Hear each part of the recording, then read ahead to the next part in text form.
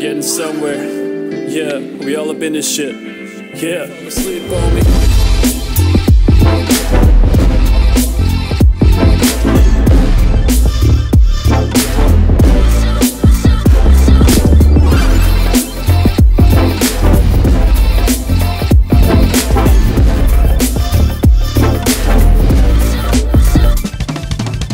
Comme vous avez pu le constater, ce territoire est un non-territoire, 73 communes qui n'ont pour le moment pas encore adhéré à l'idée du bien fondé de ce regroupement en une communauté urbaine de 73 communes. Donc il est important qu'à un moment donné, on trouve un fait commun, une identité commune, un plaisir de faire ensemble commun. On va essayer avec la danse, dans une certaine forme d'impertinence que personnellement je trouve plutôt sympathique. Voilà, et je compte sur ce territoire pour être un territoire d'avenir et particulièrement au niveau des cultures urbaines.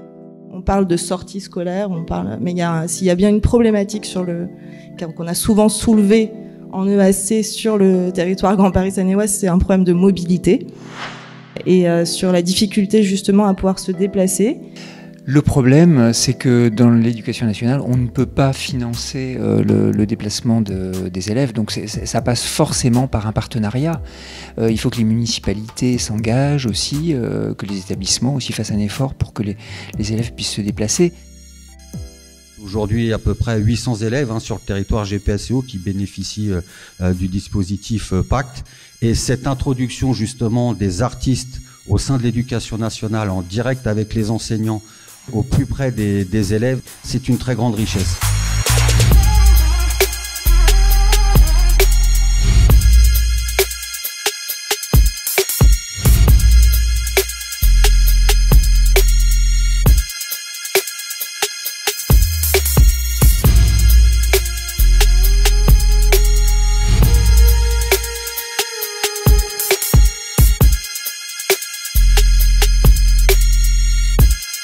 Je pense qu'il y a beaucoup d'a priori par rapport à l'approche de l'art chorégraphique, quelle que soit l'esthétique de la danse. Beaucoup d'a priori, effectivement, sur la nécessité d'avoir des connaissances techniques, d'avoir des connaissances historiques également, et puis des craintes, puisqu'en fait on touche au corps.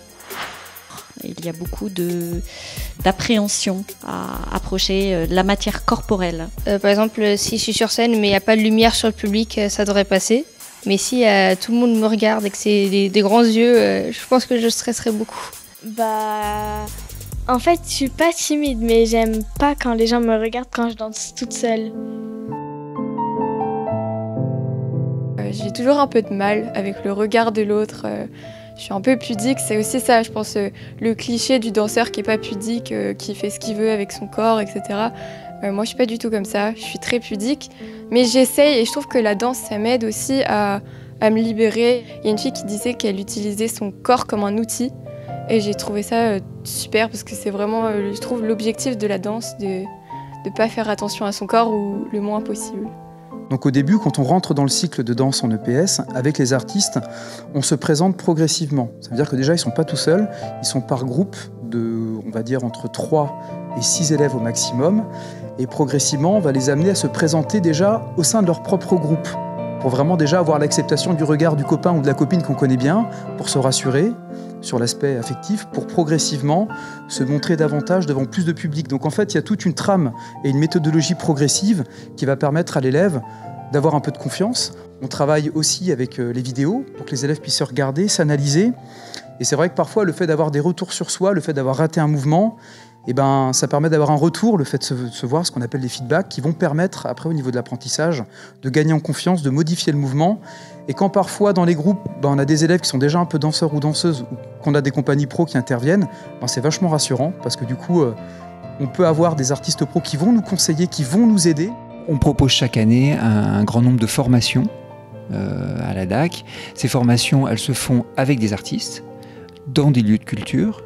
Donc cette triangulation très importante entre le groupe des profs, les artistes et les lieux de culture est recréée au cours de cette formation-là. Et donc tous les profs qui ont une petite envie de travailler sur un projet danse sont invités à suivre ces formations. Ils n'ont absolument pas besoin d'avoir des qualités prérequises en danse.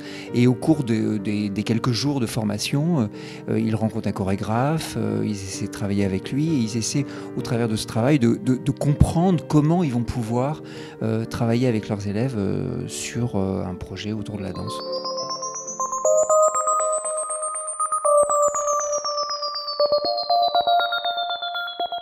On a constaté que l'art chorégraphique peinait vraiment à trouver sa place sur le territoire yvelinois, malgré l'existence de plateaux qui étaient adaptés à sa diffusion, la volonté de plusieurs porteurs de projets de la promouvoir, d'un nombre important d'établissements d'enseignement artistique sur le territoire, que ce soit des conservatoires ou des écoles associatives, un réseau de professeurs des écoles, des collèges et des lycées qui sont investis dans des projets d'éducation artistique, mais force est de constater que voilà, quand même, il y avait des articulations qui ne se faisaient pas.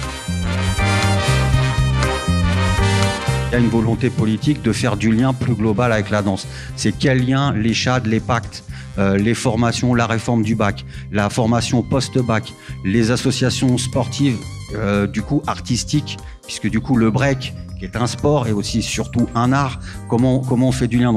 Donc l'idée, c'est comment on accompagne et comment aussi on solidifie cette professionnalisation et avoir une permanence artistique soutenue. Le pacte participe à ça.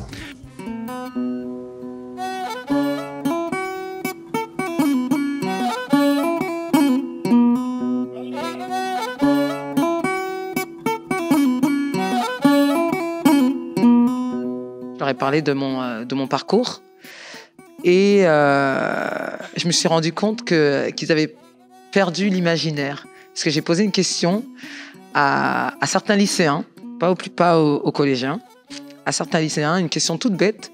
Je leur ai juste posé la question, c'est quoi votre rêve?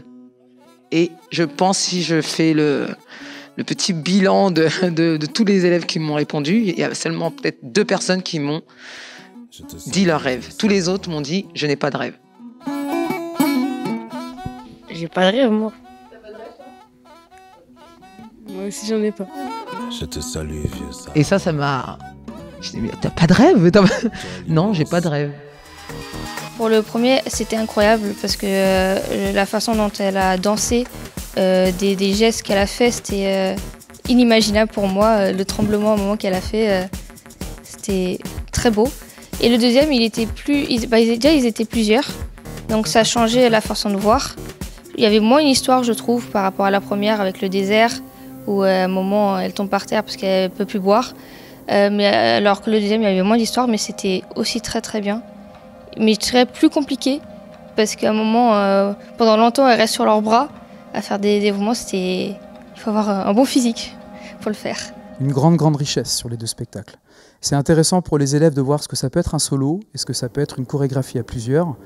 Et pour eux, en fin d'année, c'est très riche de pouvoir constater, de pouvoir ressentir tout ce que ça peut être de passer devant un public, ce que ça peut être d'avoir réfléchi à un travail chorégraphique, à une thématique forte. On l'a bien vu, que ce soit avec Antoinette ou sur Uzumaki, on a vraiment des univers chorégraphiques qui sont très différents. Ça laisse place à un grand imaginaire chez les élèves, puisqu'il faut savoir qu'on a la chance aussi en EPS de travailler sur la méthode et sur les rôles. On a le rôle de danseur, on est plutôt sur du contenu, on va dire, plutôt technique. On a aussi le rôle de chorégraphe, où là on est sur l'aspect créatif pour l'élève qui va apporter du contenu pour son groupe. Et on a le rôle de spectateur, où là l'élève va être amené à regarder les prestations et à on va dire, mettre des mots sur les sensations et les émotions qu'il a pu ressentir sur le message diffusé par un groupe. J'avais pas peur de ce jugement, en plus c'était mes amis, donc j'étais contente quand même de pouvoir danser et pas avoir cette retenue du « oh, ils vont trouver ça bizarre » et tout. Non, limite ils étaient là « ouais, ça se voit que c'est ton truc, la danse, c'est votre truc en fait ». Et ça m'a fait de la peine qu'ils pensent que « bah non, c'est pas que mon truc, ça peut être aussi votre truc, vous pouvez danser, vous avez forcément un truc à m'apprendre ». Et aussi ce décalage du... ils avaient du mal à danser, etc. Mais moi, j'ai trouvé ça excellent. Je me suis dit, mais je vais pouvoir apprendre à danser à des personnes, mais trop bien, quoi. Du coup, je me suis fait plaisir, quoi, aussi. Tu devrais la prochaine fois leur poser la question avant et après Oui, aussi. oui. C'est vrai, je le ferai maintenant. J'ai découvert un mot il n'y a pas longtemps, c'est l'adjectif congruent. Et je savais pas ce que ça voulait dire au début. En fait, c'est être en accord avec son corps, son mental, et tout vers le même point. Et c'était ça, en fait, qui m'a fait penser à cette question du rêve. Et voilà, donc pour moi, mon rêve, ce serait d'être congruente dans ma vie jusqu'à ce que je meure. Enfin... avoir un métier qui me plaît, dans lequel on a besoin de ma créativité. Et à côté, je ferai mes activités, la danse, quand même utiliser mon art en fait tous les jours. Juste ça en fait.